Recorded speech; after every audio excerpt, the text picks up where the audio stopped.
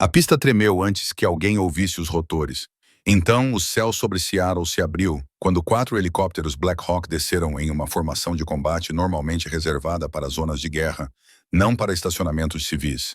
A poeira rodopiava, cegando a equipe de segurança do hospital aterrorizada que correu para bloquear a aterrissagem. Eles não tiveram chance. Uma dúzia de fuzileiros navais em equipamento tático completo atingiu o solo com as armas em punho, ignorando os gritos do cirurgião-chefe. O capitão deles não perguntou pelo diretor. Ele não perguntou por um médico. Ele marchou direto para a entrada aterrorizada do pronto-socorro e gritou um nome que congelou toda a equipe. Precisamos do Angel 6. Onde diabos está o Angel 6? O piso de linóleo da sala de emergência do Hospital Geral de Seattle tinha um tom distinto de cinza estéril, uma cor que Clara Holloway conhecia intimamente. Ela conhecia essa cor porque passava a maior parte de seus turnos de 12 horas olhando para ele, com a cabeça baixa, tentando se tornar o mais discreta possível. Para os cirurgiões traumatologistas de alto nível e os residentes novatos, Clara era apenas a enfermeira lenta. Ela era a mulher de 40 anos com uma forte claudicação na perna esquerda, que não conseguia correr quando um código azul era acionado. Ela era aquela relegada a trocar penicos, atualizar prontuários e lidar com os bêbados não críticos que apareciam nas noites de sexta-feira. Eles não sabiam por que ela mancava, e, francamente, nenhum deles se importava o suficiente para perguntar. Saia da frente, Holloway. Você está bloqueando o corredor, disse Dr. Adrian Prescott, passando por ela. Prescott era o cirurgião traumatologista estrela do hospital. Brilhante, bonito e completamente insuportável. Ele tinha um queixo que poderia cortar vidro e um ego que exigia seu próprio código postal. Clara tropeçou levemente, segurando-se na borda da enfermaria para se equilibrar. Sua perna esquerda, a que era mantida unida por 3 pinos de titânio e uma confusão de tecido cicatricial, latejava com uma dor surda e familiar. Desculpe, doutor, murmurou ela com a voz rouca. Não peça desculpas. Seja mais rápida. Prescott respondeu por cima do ombro, sem parar de andar. Temos um engavetamento com vários carros chegando em 10 minutos. Se você não consegue acompanhar o ritmo, vá trabalhar na geriatria ou, melhor ainda, no necrotério. Lá eles não se movem tão rápido. Algumas das enfermeiras mais jovens riram nervosamente. Elas idolatravam Prescott. Para elas, Clara era apenas parte da mobília. Uma peça de mobília ligeiramente quebrada que a administração ainda não tinha substituído. Clara ajeitou sua roupa e voltou a organizar o carrinho de suprimentos. Ela não deixou os insultos a afetarem. Ela já tinha sido insultada por homens muito mais assustadores do que Adrian Prescott. Ela já havia sido gritada por sargentos instrutores sob a chuva torrencial de Paris Island e xingada por comandantes locais feridos na poeira de Kandahar. A arrogância de Prescott era o chilrear de um grilo em comparação com o rugido de um morteiro. Mas ela guardou isso para si mesma. Ali estava ela, apenas Clara, não a tenente-comandante, não a enfermeira de voo Holloway e certamente não o codinome que ela havia enterrado profundamente em seu arquivo pessoal há 7 anos. Ei, Clara! Sarah, uma enfermeira júnior gentil, mas sobrecarregada, sussurrou enquanto passava correndo com uma bandeja de bolsas de soro. Ignore-o. Ele está apenas estressado. O quadro diz que temos um VIP chegando com as vítimas do acidente. O filho de algum senador ou algo assim. Tudo bem, Sarah, disse Clara suavemente, seus olhos examinando o caos do pronto-socorro com uma precisão que passou despercebida. Enquanto os outros viam barulho e pânico, Clara via padrões. Ela viu que a cama 4 estava entrando em choque antes mesmo dos monitores emitirem um bip. Ela viu que o estagiário na cama 7 estava atrapalhando a intubação, mas permaneceu em silêncio. Ela havia aprendido da maneira mais difícil que, no mundo civil, uma enfermeira manca não deveria diagnosticar. Ela deveria buscar cobertores. As portas automáticas se abriram com um chiado e os paramédicos entraram correndo, empurrando uma maca com um adolescente coberto de sangue. Homem, 17 anos, motorista sem cinto de segurança, traumatismo contuso no peito, gritou o paramédico. Prescott estava lá instantaneamente dando ordens. Leve-o para a sala 1. Quero uma radiografia do tórax e um painel completo de estatísticas. Saiam do caminho. Precisamos de espaço para trabalhar. Clara recuou contra a parede com as mãos cruzadas atrás das costas. Ela observou Prescott trabalhar. Ele era bom. Ela tinha que admitir. Suas mãos eram firmes, mas ele era arrogante. Ele estava tratando o paciente, não a pessoa, e estava deixando passar algo. Do seu ponto de vista, Clara podia ver as veias do pescoço do menino distendidas. Ela observou o modo como seu peito subia de forma irregular. O monitor mostrava sua pressão arterial caindo, mas sua frequência cardíaca não estava subindo tanto quanto deveria para um choque hipoálmico. Cardíaco Tempernard, sussurrou a mente de Clara. Ou atenção, pneumotórax no lado direito. Os sons respiratórios estarão ausentes. Ela deu meio passo à frente. Doutor, disse ela com voz baixa, mas firme, verifique os sons do pulmão direito dele. A traqueia está desviando ligeiramente. Prescott se virou, com o rosto corado de adrenalina e raiva. Com licença, eu pedi uma consulta da galera. Eu sou o médico responsável aqui, Holloway. Eu sei como é um pulmão colapsado. E não é isso. Vá buscar 2 unidades de O negativo e calhe a boca. Clara fechou a boca com força. Ela viu o estagiário, um jovem chamado Davis, olhar para ela com pena. Todos achavam que ela estava tentando brincar de médico. Ela se virou e mancou em direção ao banco de sangue, com o punho cerrado ao lado do corpo. A dor fantasma em sua perna reacendeu uma lembrança da noite em que ela ganhou aquele mancar. A noite em que ela ficou pendurada de cabeça para baixo em uma fuselagem em chamas, mantendo um sargento da marinha vivo com uma mão enquanto usava a outra para torcer sua própria coxa esmagada. Ela pegou as bolsas de sangue, verificando os rótulos 3 vezes, um hábito que nunca morreu. Quando ela voltou para a sala de trauma, o caos havia aumentado. O menino estava entrando em colapso. A pressão arterial está 60 por 40, gritou Davis. Estamos perdendo ele. Aplique EPI, gritou Prescott. Onde está o sangue? Holloway, mexa-se. Clara entregou o sangue, seus olhos fixos no peito do paciente novamente. Estava pior. O desvio era visível agora. Se Prescott não descomprimisse o peito nos próximos 60 segundos, o menino estaria morto. Ele precisa de uma descompressão com agulha, disse Clara, desta vez em voz mais alta. Segundo espaço intercostal direito, agora. A sala ficou em silêncio por um microcond. Prescott jogou seu estetoscópio na bandeja com um barulho. Ele caminhou até Clara, invadindo seu espaço pessoal, pairando sobre ela. Saia, ele sibilou. Saia da minha sala de trauma. Você está dispensada do serviço. Saia antes que eu chame a segurança para te arrastar para fora. Clara olhou nos olhos dele. Por uma fração de segundo, a enfermeira lenta desapareceu, e algo frio e perigoso brilhou em seu olhar. Mas ela piscou, e isso se foi. Sim, doutor, disse ela. Ela se virou e saiu mancando, o som de seus passos desiguais ecoando sob o bip dos alarmes. Ela caminhou em direção à sala de descanso, com o coração batendo forte. Não de medo, mas de frustração. Ela sabia que o menino estava entrando em parada cardíaca e sabia que Prescott não perceberia até que fosse tarde demais. Ela estava servindo uma xícara de café velho quando o chão tremeu. Não era um terremoto. Era uma vibração que sacudia as canecas na prateleira. Um ritmo profundo e forte que ela sentiu nos ossos antes de ouvir com os ouvidos. Thwop Clara congelou. Ela conhecia lá aquele som. Cada célula do seu corpo conhecia lá aquele som. Era o som da salvação e o som da destruição.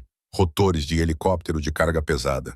Ela se dirigiu à janela da sala de descanso, que dava para o estacionamento. Seus olhos se arregalaram. Aproximando-se do sul, voando baixo e rápido sobre o horizonte da cidade, estavam 4 formas pretas. Não eram os helicópteros vermelhos e brancos do serviço de emergência médica. Estes eram pretos foscos e verde-oliva. Militares. O sistema de som do hospital começou a funcionar. A voz da recepcionista tremia. Segurança na entrada principal. Temos aeronaves não autorizadas pousando no estacionamento. Repito, pouso não autorizado. No pronto-socorro, o pânico mudou do menino moribundo para as janelas. Pacientes e enfermeiras se aglomeraram em torno do vidro. É um ataque terrorista? Gritou alguém. Não, gritou o Dr. Prescott, tentando recuperar o controle de seu andar. Provavelmente é apenas um exercício que deu errado. Ignorem isso. Concentrem-se nos pacientes. Mas era impossível ignorar. O barulho agora era ensurdecedor. O primeiro helicóptero, um UH-60 Black Hawk, sem nenhuma marcação além de um número de série cinza, sobrevoava agressivamente as fileiras de carros estacionados. O vento dos rotores fez um carro compacto derrapar para o lado. Clara observava da sala de descanso, esquecendo seu café. Ela pressionou a mão contra o vidro. O que eles estão fazendo aqui? Pensou ela. Este não é um local designado para pouso. Eles estão chegando com tudo. Ela observou enquanto o helicóptero líder tocava o solo com suas rodas, mal beijando o asfalto, antes que as portas laterais se abrissem. Eles não esperaram os rotores desacelerarem. Homens saíram em massa. Clara Ara os contou instantaneamente. 12 soldados com equipamentos completos. Carabinas M4 encoldres, capacetes rápidos com comunicadores. Não era um transporte da Guarda Nacional. Era uma força de reação rápida. Ela apertou os olhos. Os emblemas nos ombros eram velcro cinza escuro sobre preto, mas ela reconheceu a insígnia da unidade, uma adaga atravessando um globo. Força de reconhecimento. Oh, Deus! Sussurrou Clara Ara. O segundo e o terceiro helicópteros pousaram em um perímetro apertado, bloqueando a área das ambulâncias. O quarto pairou no ar, fornecendo cobertura com seu atirador de elite inclinado para fora da porta aberta. As portas do pronto-socorro se abriram, mas não eram pacientes entrando. Era o segurança do hospital, um senhor idoso chamado Frank, correndo para trás, com as mãos para cima. Não consegui detê-los, gritou Frank. Eles têm armas. Atrás dele, as portas duplas foram abertas com tanta força que uma delas se soltou das dobradiças. 3 fuzileiros navais entraram primeiro, varrendo a sala com seus rifles. Eles não miravam nos civis, mas sua disciplina era assustadora. Eles se moviam como água fluindo ao redor das macas e congelando a sala com sua presença. Todos fiquem exatamente onde estão, gritou o fuzileiro naval líder. Sua voz era amplificada pelo microfone tático na garganta, que ressoava pelo pequeno alto-falante em seu colete. Mãos à vista, sem movimentos bruscos. O Dr. Prescott saiu da sala de trauma, com as luvas cobertas de sangue do adolescente. Sua arrogância, que normalmente era sua armadura, agora era um problema. Quem você pensa que é? Exigiu Prescott, marchando em direção aos homens armados. Isto é um hospital. Você não pode simplesmente invadir este lugar com armas. Tenho um paciente morrendo lá dentro. O fuzileiro naval líder nem piscou. Ele era um homem gigante, facilmente com 1,93 m de altura e uma cicatriz atravessando a sobrancelha. Ele simplesmente deu um passo à frente e empurrou Prescott para trás com uma mão. Não foi um empurrão violento, apenas uma remoção de um obstáculo. Prescott cambaleou 1,5 para trás, ofegante. Eu sou o capitão Silas Thorne, do Corpo de Fuzileiros Navais dos Estados Unidos. O gigante bradou. E não estou aqui pelo seu paciente, doutor. Estou aqui pelo meu soldado. Seu soldado? Prescott balbuciou, com o rosto ficando roxo. Não temos nenhum militar internado hoje. Você está no hospital errado. O capitão Thorne o ignorou. Ele levantou a mão e apertou o botão do rádio. Comando, garantimos a segurança do saguão. Procurando pelo alvo. Ele tirou um pedaço de papel dobrado do colete tático e o desdobrou. Olhou ao redor da sala, seus olhos examinando os rostos aterrorizados das enfermeiras e médicos. Estou procurando uma ex-militar, anunciou Thorne, sua voz ecoando no azulejo. Temos informações de que ela trabalha nesta instituição. Precisamos dela imediatamente. É uma questão de segurança nacional. A sala ficou em silêncio. Quem? Perguntou Prescott, sua voz tremendo levemente. Quem você está procurando? Thorne olhou para o papel, depois voltou a olhar para a sala. O nome dela é Clara Ara Holloway, mas no núcleo ela era conhecida como Angel Six. Um suspiro percorreu a sala. As cabeças se viraram lentamente, agonizantemente, os olhos se voltaram para o fundo da enfermaria, para a porta da sala de descanso. O Dr. Prescott parecia confuso. Holloway, a enfermeira zeladora, soltou uma risada incrédula e sem fôlego. Você está brincando. Você pousou 4 helicópteros para a mulher que esvazia as comadres. Os olhos de Thorne se estreitaram. Ele deu um passo em direção a Prescott e a temperatura da sala pareceu cair 10 degrees. Cuidado com o tom, civil. Você está falando de uma condecorada com a Navy Cross. O silêncio que se seguiu foi absoluto. Clara Ara estava parada na porta da sala de descanso. Ela tinha ouvido tudo. Seu coração batia forte contra as costelas como um pássaro preso. Ela não ouvia aquele codinome há anos. Angel 6. Ela alisou o uniforme. Respirou fundo. Não queria isso. Passara 7 anos se escondendo disso. Mas conhecia a expressão no rosto do capitão Thorne. Conhecia aquela postura. Eles não estavam ali para uma reunião. Alguém estava em apuros. Em sérios apuros. Clara Ara empurrou a porta. O rangido da dobradiça soou como um tiro na sala silenciosa. Estou aqui, disse ela. Sua voz não era alta, mas ecoou. Todas as cabeças se viraram. O Dr. Prescott olhou para ela, com a boca aberta. O jovem estagiário Davis olhou dos fuzileiros navais para Clara Ara e vice-versa. O capitão Thorne se virou. Quando a viu, as linhas duras de seu rosto se suavizaram por apenas uma fração de segundo. Ele viu os cabelos grisalhos, Apostei as rugas de cansaço ao redor dos olhos e a maneira como ela se apoiava na perna esquerda. Mas ele não viu ela chamou a atenção dele. Suas botas bateram com um estrondo que fez a enfermeira da triagem pular. Ele levantou a mão em uma saudação nítida e precisa. Senhora, disse Thorne com voz respeitosa. Capitão Thorne, primeiro reconhecimento. Precisamos da sua ajuda. Temos uma situação catastrófica no campo e o médico de voo está fora de ação. Temos um evento com vítimas em massa envolvendo uma unidade secreta 30 milhas ao norte. Eles estão presos em uma ravina. Não podemos fazer um resgate médico, mas podemos fazer um helicóptero pairar no local. Ele abaixou a mão. Precisamos de uma enfermeira de voo certificada para resgate em ângulo elevado. Verificamos o banco de dados. Você é a única na área dos 3 estados com essa qualificação. Clara olhou para ele. Capitão, não voo há 7 anos. Minha perna. Não precisamos das suas pernas, mãe. Thorne disse intensamente. Precisamos das suas mãos e do seu cérebro. Há 7 fuzileiros navais sangrando em uma montanha neste momento. Um deles é o filho do general.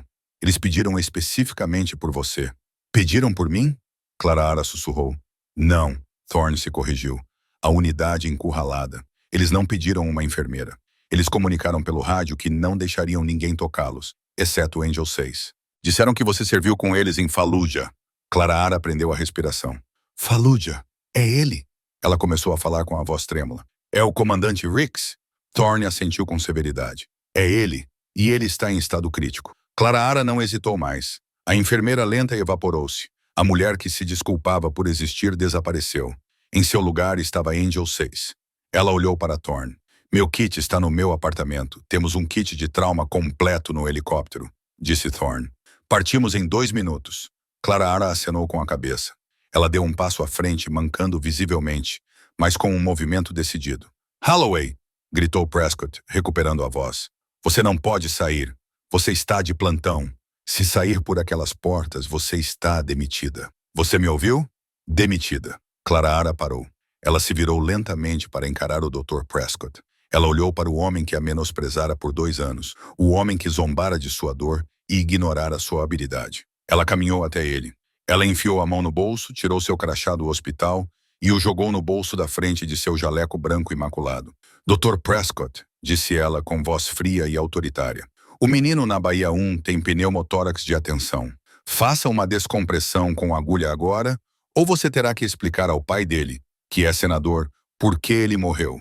E quanto a me demitir, ela sorriu com um sorriso frio e afiado. Eu me demito. Ela se virou para o capitão Thorne. Vamos embora. O interior do MH-60M Black Hawk era um ataque sensorial de ruído, vibração e o cheiro avassalador do combustível JP-8, um aroma que funcionava como uma máquina do tempo para Clara.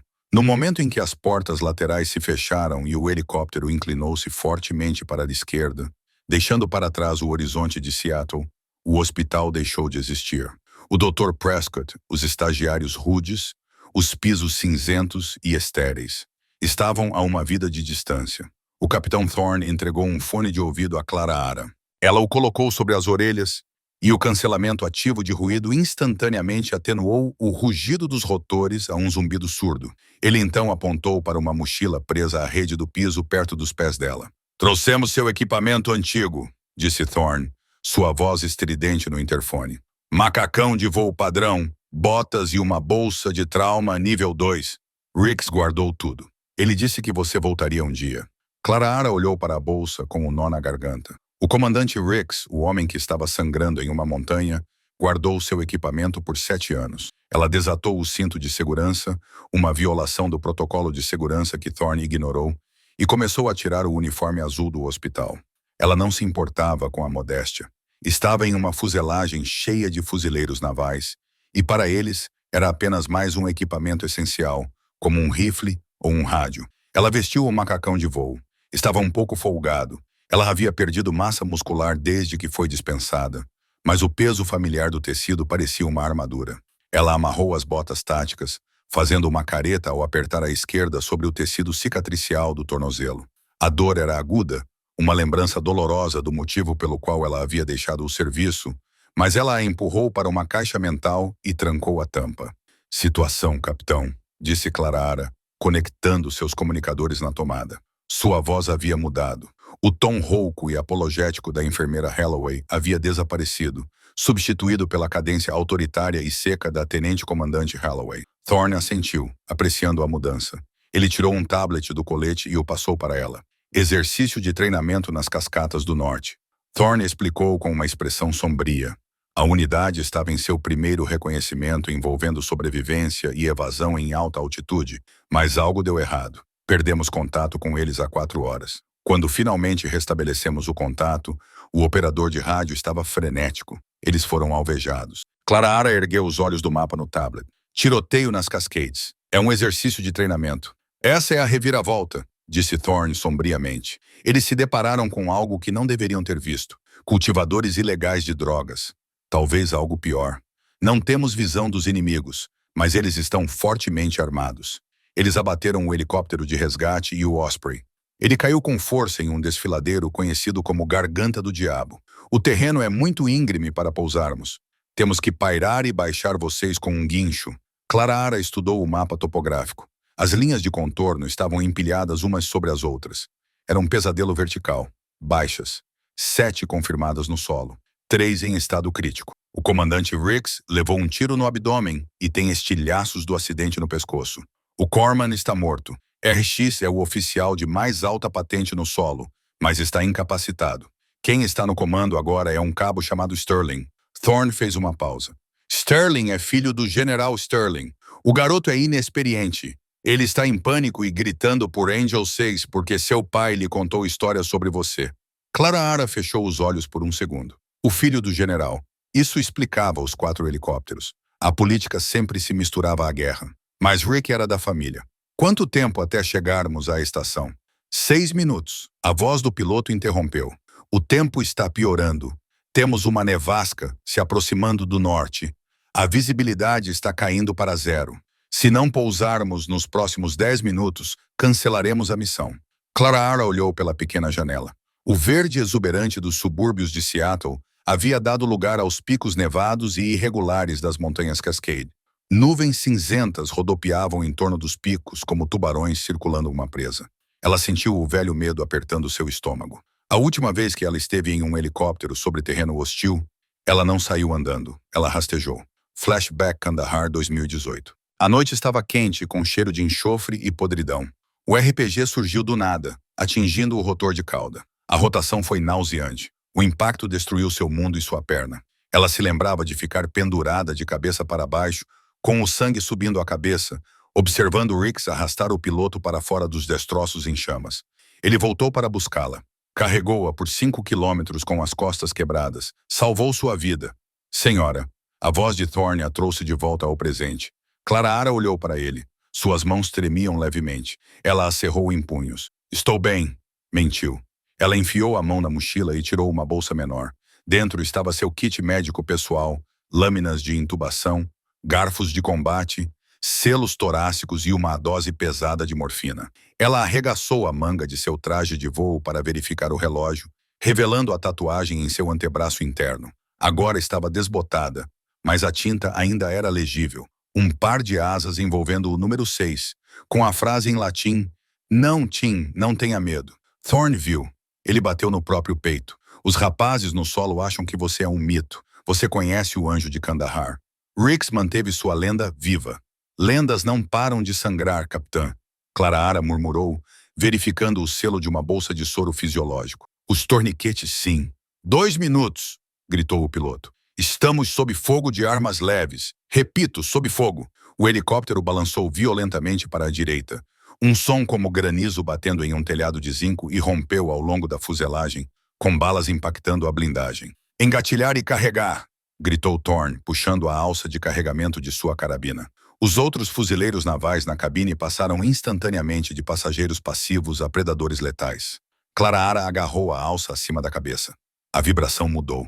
O helicóptero estava desacelerando, entrando em modo de pairar. O artilheiro da porta do lado direito abriu fogo com a minigun ensurdecedora, sacudindo as obturações nos dentes de Clara. Estamos sobre a zona de pouso, gritou o chefe da tripulação, abrindo a porta lateral. O vento gelado e a neve invadiram a cabine, sugando instantaneamente o calor.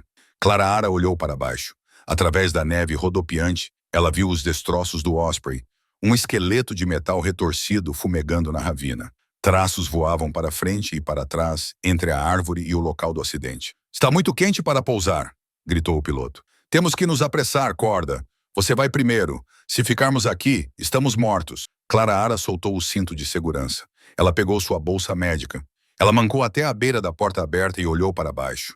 Era uma queda de 18 metros em uma zona de guerra. Sua perna machucada latejava em antecipação. Thorne agarrou seu arnês de ombro. "Tem certeza disso, Angel?" Clara Ara olhou para o caos abaixo. Ela viu uma figura acenando com uma luz estroboscópica. "Rix!" Ela colocou os óculos de proteção sobre os olhos. "Mande-me." A corda queimava suas luvas. O atrito gerava calor que combatia o frio cortante do ar da montanha. Clara Ara desceu rápido, rápido demais. A descida tática foi projetada para homens jovens com joelhos saudáveis, não para mulheres de 40 anos com pinos de titânio mantendo suas tíbias unidas. Mas a adrenalina é um anestésico poderoso. Clara Ara concentrou-se no chão, correndo para encontrá-la. Pés e 10. Ela abriu as pernas, tentando pousar do lado bom, mas o terreno irregular da ravina tinha outros planos. Ela bateu em uma área de xisto solto e desabou com a perna ruim, cedendo sob o peso da bolsa de trauma. Uma onda de agonia branca e quente subiu pela sua espinha, cegando-a por um segundo. Ela ofegou, mordendo o lábio com tanta força que sentiu o gosto de ferro. "Mova-se. Você tem que se mover." Balas ricochetearam nas rochas a centímetros de sua cabeça.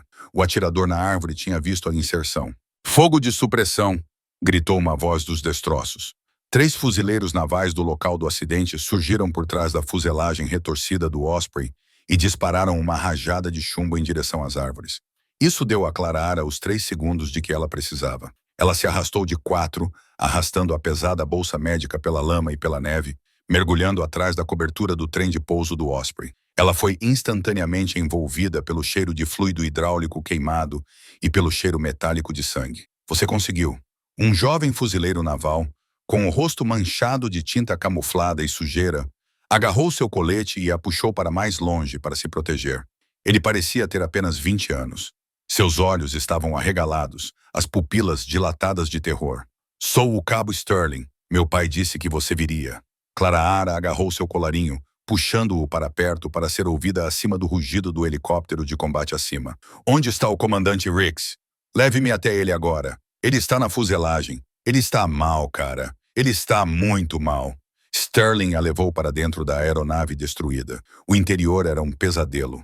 As luzes vermelhas de emergência piscavam, projetando sombras estroboscópicas sobre a carnificina. 4 fuzileiros navais estavam amontoados em posições defensivas nas aberturas irregulares do casco. No centro, deitado em um cobertor térmico, estava o comandante David Rix. Clara Ara caiu de joelhos ao lado dele. Ele parecia mais velho do que ela se lembrava. Seu cabelo agora era prateado e seu rosto estava cinza, da cor de cinzas molhadas. Um curativo improvisado estava pressionado contra seu pescoço, encharcado de sangue arterial vermelho vivo. Outra bandagem estava enrolada em seu abdômen. "Dave", sussurrou Clara Ara, suas mãos já se movendo, calçando luvas azuis de nitrial. Os olhos de Rick se abriram. Eles estavam turvos, sem foco. Ele piscou, tentando clarear a névoa do choque. Quando a viu, um sorriso fraco e torto tocou seus lábios. "Clara", ele disse com voz rouca, sangue borbulhando levemente no canto da boca. "Você ignorou minha ordem direta para permanecer aposentada." "Nunca fui boa em seguir ordens", disse ela, sua voz firme apesar do caos. Ela retirou o curativo do pescoço. Era uma laceração irregular, que não atingiu a carótida por milímetros, mas cortou a jugular. Ele estava perdendo sangue rapidamente, mas era controlável. A ferida abdominal, no entanto, era o verdadeiro problema. Sterling pressionou ali. Clara Ara gritou, guiando as mãos do jovem cabo até a ferida no pescoço. "Não pare. Se ele sangrar até a morte, a culpa será sua." Ela cortou a camisa de Rick. Um único ferimento de bala logo abaixo das costelas, sem ferida de saída. Isso significava que a bala estava ricocheteando dentro dele, destruindo órgãos. Seu estômago estava distendido devido ao sangramento interno. "A pressão está em 70 por 40, disse um fuzileiro naval próximo com um braço quebrado, lendo um monitor portátil. "Ele está entrando em colapso, mãe. Preciso de fluidos", ordenou Clara Ara. "Comece uma linha, calibre 18, totalmente aberta." De repente, o casco do Osprey soou como um sino. Clang! Um RPG havia atingido o nariz da aeronave a apenas 3 metros de distância. Poeira e detritos choviam sobre eles. Eles estão nos flanqueando, gritou Sterling, tirando a mão do pescoço de Rick para pegar seu rifle. Eles estão descendo a cordilheira. Mantenha a mão na maldita ferida, gritou Clarara, empurrando-o de volta para baixo. Deixe os rapazes da força de reconhecimento cuidarem dos tiros. Sua função é ser um saco de areia. Não se mexa. RX agarrou o pulso de Clarara. Seu aperto era surpreendentemente forte para um homem moribundo. Clarara, ele sussurrou. Me escute. O laptop na cabine. Você tem que destruí-lo. Agora não, Dave, ela disse, injetando morfina em sua linha que fala. Não. Ele tentou se sentar, gemendo de dor. Não são traficantes de drogas. São mercenários. Operações secretas, eles querem o disco rígido. Ele tem as coordenadas do protótipo. Clarara congelou por uma fração de segundo. A história do exercício de treinamento estava desmoronando. Se eles o pegarem, Rick tossiu violentamente. Eles matarão todos para encobrir. Você tem que salvar o menino. Sterling, tire-o daqui. Deixe-me. Não vou deixar você, disse Clarara com voz feroz. Ela se inclinou perto do ouvido dele. Saí de um turno com Adrian Prescott para estar aqui. Não vou voltar de mãos vazias. Você vai viver, Dave. Mesmo que eu tenha que carregá-lo eu mesma. Alguém está chegando, gritou alguém. O mundo explodiu. Um morteiro caiu bem do lado de fora da escotilha aberta. A onda de choque levantou Clarara e a jogou contra a antepara. Sua cabeça bateu no metal e sua visão ficou escura por um segundo. Ela balançou a cabeça, lutando contra o zumbido nos ouvidos. Ela olhou para cima. Sterling estava no chão, atordoado. Rix estava inconsciente e em pé na brecha no casco, com a silhueta recortada pela neve e pelos flashes dos tiros, estavam 3 figuras. Eles não usavam as roupas esfarrapadas dos traficantes de drogas. Usavam equipamentos táticos de alta qualidade, óculos de visão noturna e carregavam submetralhadoras Vector com silenciador. Mercenários profissionais. Um deles levantou sua arma, mirando diretamente no filho do general inconsciente. Clarara não pensou. Ela não analisou. A memória muscular de Milderes entrou em ação. Ela estava desarmada. Seu status médico teoricamente a protegia. Mas esses homens não se importavam com a Convenção de Genebra. Ela agarrou a única coisa ao seu alcance, uma pistola de sinalização do kit de sobrevivência de emergência preso à parede. Ela a levantou e puxou o gatilho. O sinalizador atingiu o mercenário líder bem no peitoral. Não penetrou, mas o fósforo acendeu com uma intensidade branca ofuscante, queimando a 3,5 degcel. O homem gritou, largando a arma e se debatendo enquanto o fogo envolvia seu colete. Os outros 2 mercenários recuaram, ofuscados pelo brilho repentino do magnésio em seus óculos de visão noturna. Limpe a porta, gritou Clarara. O capitão Thorne saltou da escotilha do teto, descendo por uma corda como um deus vingativo. Ele pousou sobre o segundo mercenário, com sua faca de combate brilhando. A equipe de resgate havia chegado, mas RX estava em parada cardíaca. Preciso de luz. Alguém me dê luz, gritou Clarara. O tiroteio se espalhou para fora da fuselagem. Thorne e sua equipe de reconhecimento estavam empurrando os mercenários de volta para o cume, dando a ela uma bolha de segurança. Mas dentro dos destroços, a guerra era biológica. O coração de RX havia parado. Começando as compressões, Sterling gritou, finalmente encontrando sua coragem. Ele começou a bombear o peito de RX. Muito rápido, diminua, Clarara o corrigiu. Deixe o peito recuar. Ela correu para sua bolsa. Ela precisava fazer uma toracotomia, abrir o peito dele para pinçar a aorta e estancar o sangramento abdominal por tempo suficiente para levá-lo a um hospital. Mas fazer isso em um helicóptero congelado e sujo era loucura. Era suicídio. Ele morrerá se você não fizer isso, sussurrou sua voz interior. Traga-me o bisturi, ordenou Clarara ao fuzileiro naval com o braço quebrado. E o betadine, jogue em todos os lugares. Ela rasgou o resto da camisa de Rick. O que você está fazendo? Perguntou Sterling, sem fôlego por causa da RCP. Vou pinçar a aorta dele, disse Clarara calmamente. Pare as compressões. Ele não tem pulso. Eu sei. É por isso que estou abrindo ele. Ela fez a incisão. Um longo corte vertical no centro do peito dele. O sangue não escorria. A pressão dele era 0. Ela usou um afastador de costelas do kit de resgate pesado para quebrar o externo. O som do osso se quebrando fez Sterling sentir náusea, mas ele segurou a lanterna com firmeza. Clarara enfiou a mão na cavidade torácica do homem que ela amava como um irmão há 20 anos. Suas mãos estavam quentes dentro do corpo dele, um contraste gritante com o vento gelado que uivava lá fora. Ela encontrou a aorta descendente. Ela a prendeu com os dedos, pressionando-a contra a coluna. "Epium Mihilian", gritou ela. O fuzileiro naval com o braço quebrado manuseou a seringa com dificuldade e injetou-a na IV. Clarahara apertou o coração manualmente. 1, 2, 3 vezes. Parecia um pássaro morto em suas mãos, ainda flácido. "Vamos, Dave", ela sussurrou. "Não morra para mim. Não aqui. Não na neve." Ela apertou novamente. Bum! Uma batida fraca contra sua palma. "Consegui um ritmo", ela gritou. "Vamos!" Bum! Bum! O coração começou a bater por conta própria, lutando, irregular, mas batendo. Ao pinçar a aorta, ela havia desviado todo o sangue restante para o cérebro e o coração dele, sacrificando a parte inferior do corpo por enquanto. "O pulso voltou", gritou o fuzileiro naval. "Fraco, mas palpável. Temos que movê-lo", disse Clarahara, retirando a mão, mas mantendo a pinça no lugar com uma pinça cirúrgica. "Agora, se esperarmos, ele morrerá de hipotermia." Ela apertou o botão do fone de ouvido. Status de Thorne. "Os inimigos estão recuando, mas se reagrupando para um forte ataque." A voz de Thorne estava ofegante. "Temos uma janela de 3 minutos antes que eles tragam uma 50 cal. O pacote está pronto para ser movido?" "O pacote está crítico, mas estável", respondeu Clarahara. "Precisamos de uma extração por guincho agora." "A visibilidade está zero", interrompeu o piloto. "Não consigo ver o convés."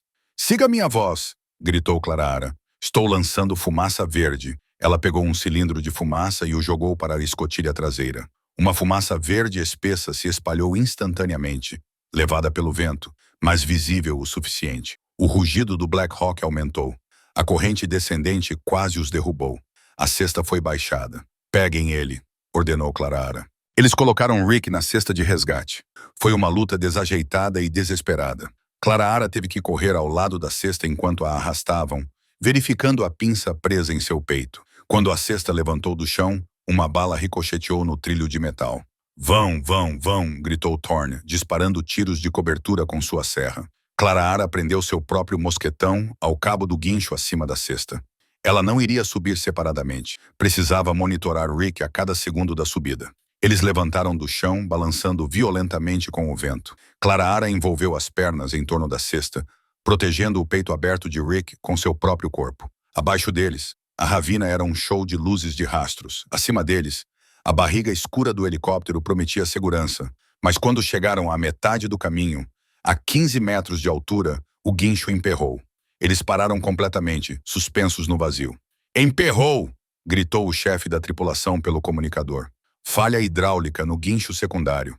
Não consigo puxá-los para cima." Clarahara olhou para baixo. Os mercenários estavam saindo das árvores. Eles estavam olhando para cima. Eram alvos fáceis. "Manivela manual?" o piloto gritou. "Quem é a manivela manual?" "Vai levar 4 minutos", o chefe gritou de volta. "Não temos 5 minutos", a voz de Thorne interrompeu do chão. "Eles estão preparando uma granada propulsada por foguete. Você é o alvo." Clarahara olhou para Rick. Seus olhos estavam abertos novamente. Ele estava olhando para ela. "Corte a linha", ele sussurrou. "Salve-se." Clarahara olhou para o cabo. Ela olhou para a porta aberta do helicóptero acima, onde o chefe da tripulação estava girando freneticamente uma alavanca. Ela olhou para baixo, para os homens que miravam o RPG. Ela enfiou a mão no colete e sacou sua arma, uma Beretta M9 padrão que lhe fora dada no helicóptero. Ela não iria cortar a corda. Ela mirou na silhueta escura do atirador de RPG na neve, 15 metros abaixo. Ela respirou fundo, calculando o balanço do cabo. "Não, Tim, ela atirou." O coice da Beretta bateu contra a palma da mão de Clarahara. Um estalo estridente no ar gelado. 15 metros abaixo, o mercenário, segurando o RPG, caiu na neve. O foguete não guiado foi lançado inofensivamente para o céu e detonou contra a parede do cânion em uma chuva de faíscas inúteis. "Livre! Estamos livres!" gritou Clarahara em seu fone de ouvido, embora o vento levasse suas palavras. O guincho manual emitiu um terrível guincho de metal contra metal que vibrou pelo cabo de aço e penetrou em seus ossos. Centímetro por centímetro agonizante, a cesta subiu. Clarahara manteve as pernas firmemente enroladas na estrutura, seu corpo agindo como um escudo humano contra o vento cortante e quaisquer tiros perdidos do solo. Seus olhos, no entanto, nunca saíram do peito do comandante RX. A pinça aórtica estava escorregando. A vibração da subida estava soltando o instrumento cirúrgico. Se ele se soltasse, RX sangraria até a morte em segundos, seu coração bombeando sua vida restante para a cavidade torácica que ela acabara de abrir. Firme! Clara gritou para o chefe da tripulação quando sua cabeça saiu do chão do Black Hawk. Não sacuda! Mãos fortes agarraram seu colete tático. O capitão Thorne e o chefe da tripulação puxaram a cesta para dentro da cabine com um impulso que quase deslocou seu ombro. Eles deslizaram a cesta pelo piso de chapa diamantada, prendendo-a instantaneamente. Piloto, tire-nos daqui. Thorne rugiu. Voe rente ao solo. Fique baixo. O Black Hawk inclinou-se violentamente, mergulhando sobre a linha do cume para escapar da zona de morte. A G-Force pressionou Clara contra o chão, mas ela não soltou a pinça. Preciso de luz, ela gritou. Ele está fibrilando de novo. A cabine estava banhada pelo brilho vermelho das luzes táticas. Era uma sala de cirurgia de pesadelo.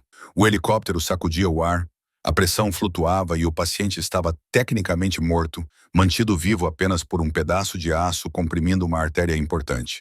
O cabo Sterling, filho do general, estava encolhido no canto, olhando para Clara com olhos arregalados e aterrorizados. Ele acabara de ver uma enfermeira de meia-idade mancando descer por uma corda, realizar uma cirurgia de coração aberto em um acidente e atirar em um homem pendurado em um cabo. Ele vai sobreviver?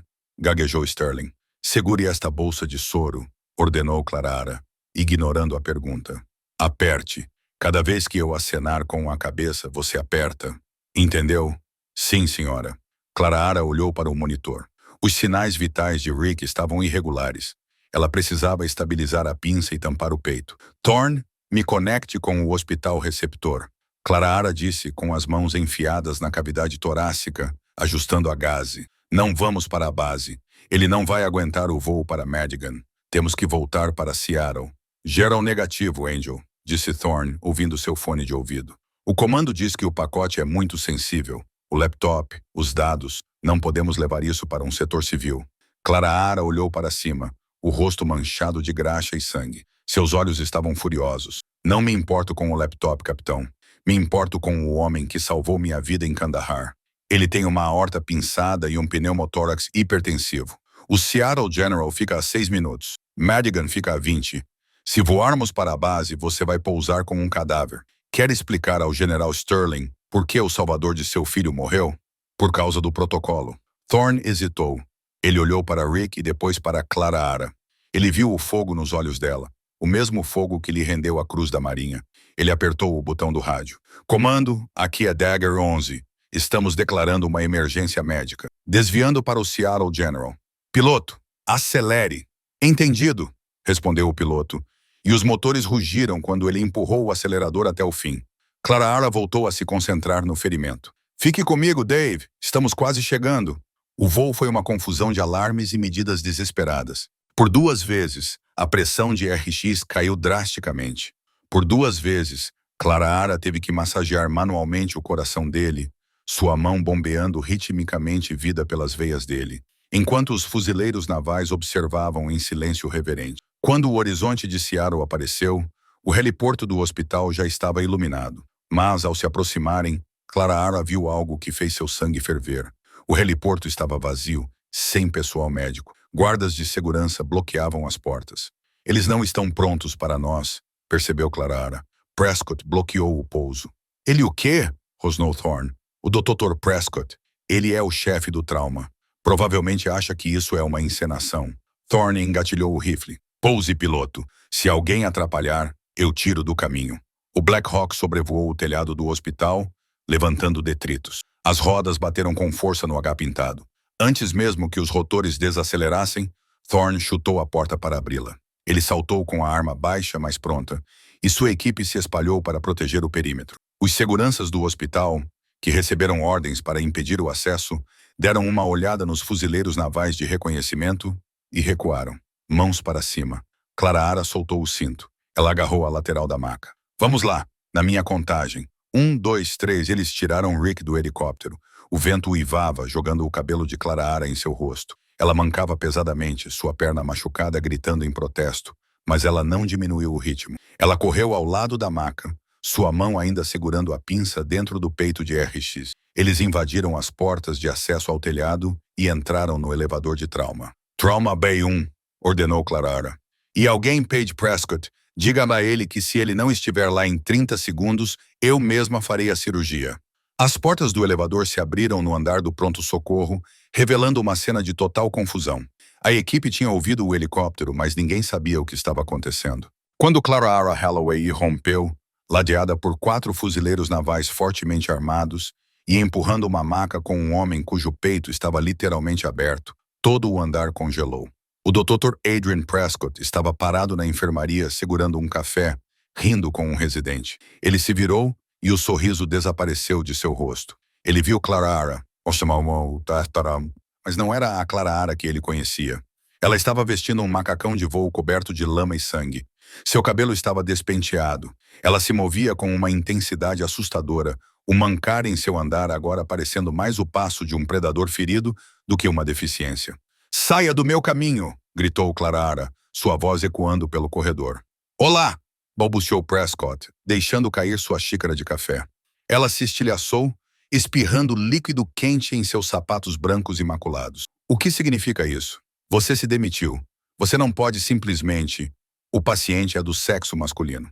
52 ferimentos à bala no abdômen, trauma penetrante no pescoço, torotomia de emergência realizada no local." Clarara recitou o relatório com precisão de metralhadora enquanto passava por ele. "A aorta está pinçada. Preciso do O preparado agora. Tipo e compatibilidade cruzada para 10 unidades de Oneg. Chamem a equipe vascular." Ela não parou para pedir permissão. Ela não olhou para baixo. Ela dirigiu a maca diretamente para a sala de trauma 1. Prescott correu atrás deles, com o rosto vermelho de indignação. "Segurança, parem-na. Ela está praticando medicina sem licença. Ela é enfermeira." Ele estendeu a mão para agarrar o braço de Clarara, enquanto ela transferia Rick para a cama do hospital.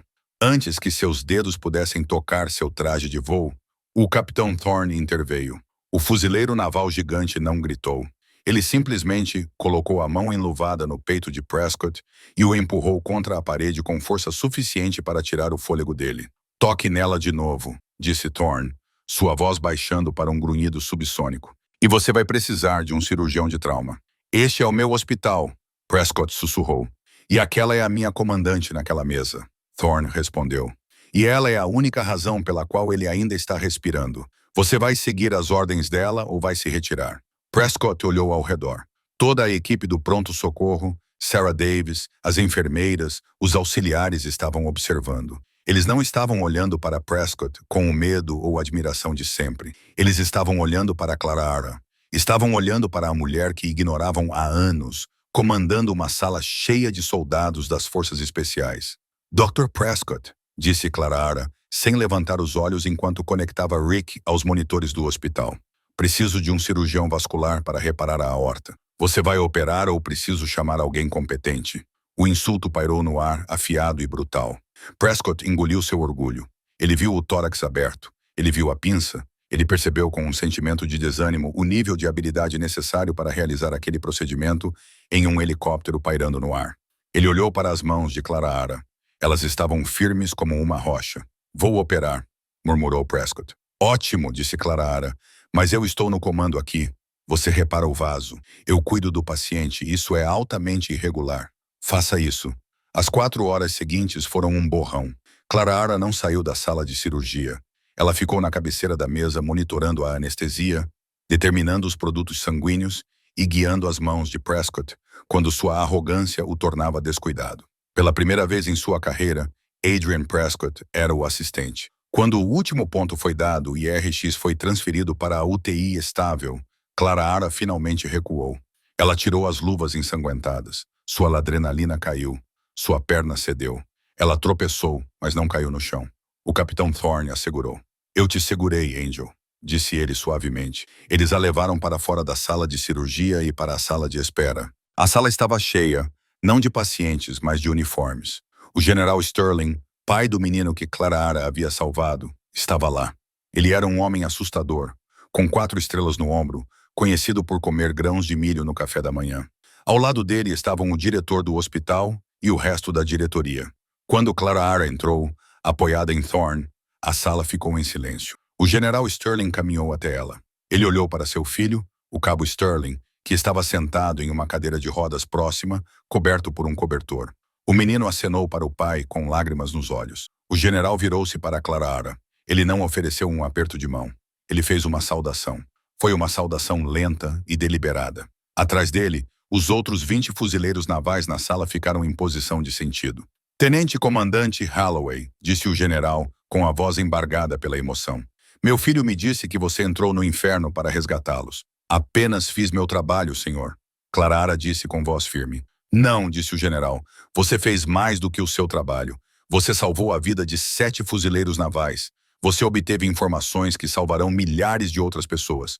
E você fez isso enquanto isso, disse ele, gesticulando com desdém para os administradores do hospital. Enquanto esta instituição a tratava como uma serva.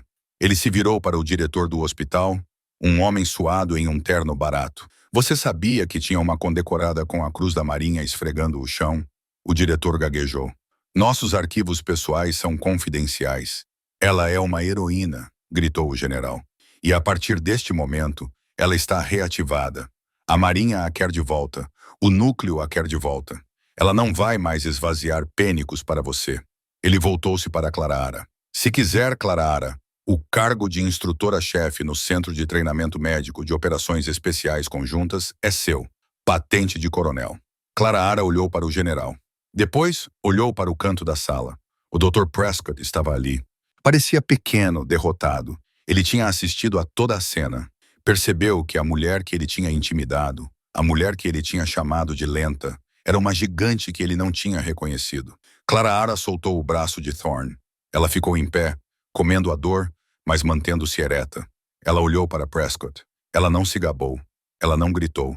Ela apenas lhe ofereceu um pequeno sorriso de pena. Acho que vou aceitar a oferta, general, disse Clara. Mas primeiro, tenho uma pendência para resolver. Ela caminhou até a enfermaria, onde a chave do seu antigo armário ainda estava no bolso. Ela a tirou e a colocou no balcão. Sarah, a jovem enfermeira que tinha sido gentil com ela, chorava lágrimas de felicidade. Adeus, Sarah, disse Clara suavemente. Não deixe que eles a intimidem. Ela se virou e caminhou em direção à saída, ladeada pelo general e pelo capitão Thorne. As portas automáticas se abriram, deixando entrar o ar fresco da noite. O som do Black Hawk no telhado havia desaparecido, mas o silêncio que ela deixou para trás era mais alto do que qualquer motor. A enfermeira quieta havia partido.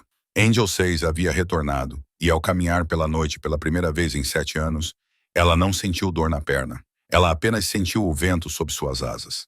A lenda de Angel 6 não terminou naquela noite. Foi apenas o começo de um novo capítulo. O comandante Rix se recuperou totalmente e acabou se aposentando em uma cabana perto do centro de treinamento onde Clara ensinava a próxima geração de médicos de combate. O Dr. Prescott renunciou um mês depois, com sua reputação em frangalhos, incapaz de inspirar respeito em uma equipe que sabia que ele havia menosprezado uma lenda. Clara Holloway provou que os heróis nem sempre usam capas e nem sempre correm. Às vezes, eles mancam. Mas quando a chamada chega, quando o céu se abre e os rotores gritam, eles voam. Ela não era mais definida por sua lesão, mas pelas vidas que se recusava a abandonar. No final, as cicatrizes que carregamos não são sinais de fraqueza, mas evidências de que sobrevivemos para lutar pelos outros. Se esta história da redenção e bravura de Clara te emocionou, curta este vídeo e inscreva-se no canal. Trazemos para você os dramas militares mais poderosos, histórias inspiradas na vida real todas as semanas. Não se esqueça de compartilhar isso com seus amigos e comentar Angel 6 abaixo. Se você quiser ver uma sequência sobre seu tempo como instrutora, clique no ícone do sino para nunca perder um resgate.